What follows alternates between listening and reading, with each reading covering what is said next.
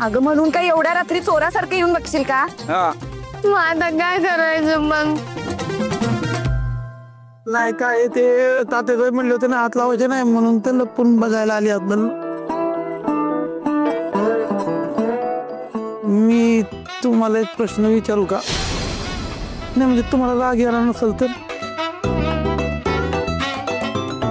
एरत नाही विचारू का? विचारा. तुम्ही एवढ्या रात्री इथं काय करताय?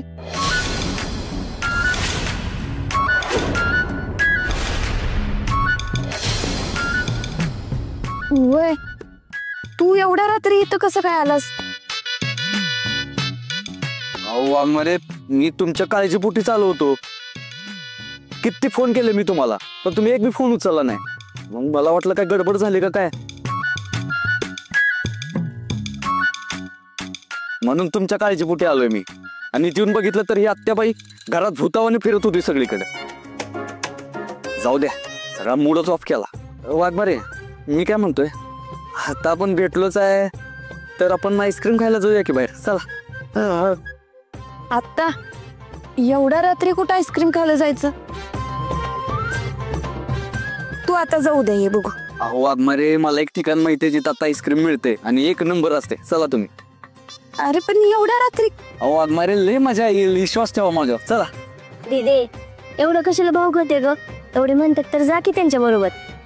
आणि येताना मला पण पार्सल घेऊन या. आणि माझं पण अरे मला आहे ना केसर आईस्क्रीम मला 2 आणा आणि रोतीला 1 आणा. हा 2 देतो तुम्हाला 2. हा चालतंय 2 द्या. चला वाघमारे चला चला.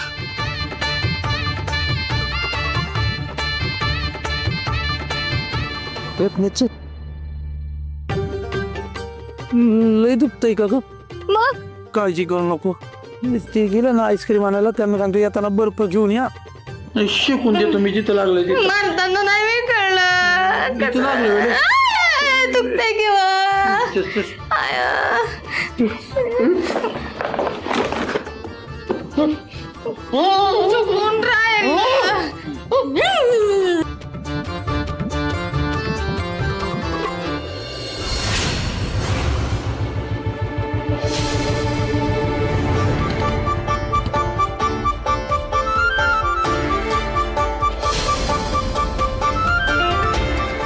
शेवटी स्वतःच्या मनासारखं केलंस ना?